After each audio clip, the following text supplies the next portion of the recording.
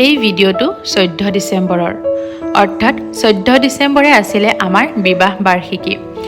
সুখ দুখ হাঁহি ধেমালি আনন্দ ফূৰ্তি মাজেৰে আমি 9টা বছৰ পাৰ কৰিলোঁ। আৰু মোৰ হাতত যেন দেখিছে এয়া কিন্তু মা কামাখ্যাৰ প্ৰসাদ। ৰাতিপুৱা গাটো ধুই আহিয়ে যদি এনেদৰে মা কামাখ্যাৰ প্ৰসাদ হাতত পৰে মনটো যেন কিমান ভাল লাগে নহয়নে? আৰু এই খিৰিকীখনত চাওকচোন চৰাইকেইটা ইমান ধুনীয়াকৈ খেলি আছে। তাৰ পাছতে আমি ৰেডি হৈ আহি পেলাই কেক কাটিলোঁ। কেকটো অৱশ্যে ৰাতিয়ে বনাই থৈছিলোঁ, ৰাতি কাটা নহ'ল যিহেতুকে ৰাতিপুৱা মানুহজন কামাখ্যা মন্দিৰলৈ যাব, সেয়েহে ৰাতি আৰু দিগদাৰ নিদিলোঁ, সোনকালে হৈ গ'ল। ধুনীয়াকৈ আমি কেক চেক কাটিলোঁ। কাটা হোৱাৰ পাছতে ছোৱালীজনীয়ে আমাক দিলে এই কাৰ্ডখন, আৰু কাৰ্ডখন তাই আমালে বুলিয়ে বনালে আৰু দুই এষাৰ ধুনীয়াকৈ লিখি দিছে জানেনে, পঢ়ি খুবেই ভাল লাগিলে। যি কি নহওক আমি গোটেইকেইটাই এনেদৰে আকৌ মন্দিৰৰ অভিমুখেই কিন্তু ওলালোঁ। আমি গৈছিলোঁ বৰণিহাটত থকা দ্বাৰকামাই মন্দিৰলৈ, মানে সাই বাবা মন্দিৰলৈ। গৈ থাকোঁতে এয়া বাটত চাওকচোন চাইনবোৰ্ডত খালি এটাই কথা, তোমাৰ নাম কি বা তোমাৰ নাম কি আহে। এইটো কিহৰ এডভাৰটাইজমেণ্ট, যিসকলে জানে জনাবচোন।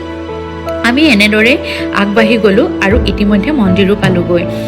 ধুনীয়াকৈ ভৰি হাতকেইটা ধুই মেলি চাকি জ্বলালোঁ। বাবাক প্ৰাৰ্থনা কৰিলোঁ যাতে বাকী যিকেইটা দিন আছে সেই দিনকেইটা এনেদৰে হাঁহি ধেমালি আনন্দ ফূৰ্তি সুখ দুখৰ মাজেৰে পাৰ হৈ যায়। আৰু ধুনীয়াকৈ আহি এয়া ধনী ঘৰত পৰিক্ৰমা কৰিলোঁ, 3 পাক ঘূৰিলোঁ। ঘূৰি আহি গ'লোঁ মেইন মন্দিৰলৈ।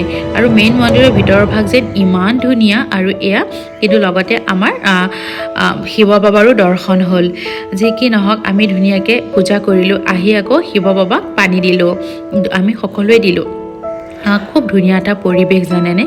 আমি সকলোৱে কিন্তু পানী দি থকা দেখি ইছ্যু গৈছে, দেখিছেনে পানী দিবলৈ। তাই যেন কিমান ফূৰ্তি পাইছে নহয়, একদম ঘূৰিবলৈ পাইছে যেন। যি কি নহওক ইতিমধ্যে আমাৰ পূজা ভাগ ধুনীয়াকৈ হৈ গ'ল আৰু আমি মন্দিৰৰ পৰা ওলাই দিলোঁ। আৰু বাটতে এয়া চাওকচোন গাজ টেঙাও ল'লোঁ, যিহেতুকে গাজ টেঙা মানুহজনৰ খুবেই প্ৰিয়। আৰু যিহেতুকে যথেষ্ট সময় হৈও গৈছিলে, মানে লাঞ্চৰ টাইমেই হৈ গৈছিলে, সেয়েহে ভাবিলোঁ বাহিৰতে লাঞ্চটো কৰি যাওঁ। আৰু আহি এখন ধাবাত সোমালোঁ। সোমাই আমি ধুনীয়াকৈ লাঞ্চটো অৰ্ডাৰ কৰিলোঁ। আৰু ইতিমধ্যে আমাৰ লাঞ্চটো আহি পালেহি। আমি গোটেইকেইটাই এনেধৰণে খালোঁ, একেলগে সময় কটালোঁ, কটাই পেলাই আমি ঘৰলৈ বুলি উভতিলোঁ। ঘৰলৈ আহি অলপমান ৰেষ্ট লোৱাৰ পাছতে আকৌ কিন্তু গ'লোঁ এটা নিমন্ত্ৰণ ৰক্ষা কৰিবলৈ। ওচৰৰে বৌজনীৰ ঘৰত কৰিছিলে পূজা, মানে হনুমান পূজা। পূজালৈকে নিমন্ত্ৰণ কৰিছিলে আৰু পূজাখনত গৈ খুব ভাল লাগিলে জানেনে। সকলোৱে লগতে এনেদৰে পূজাখনত ভাগ ল'ব পাই খুবেই ভাল লাগিলে।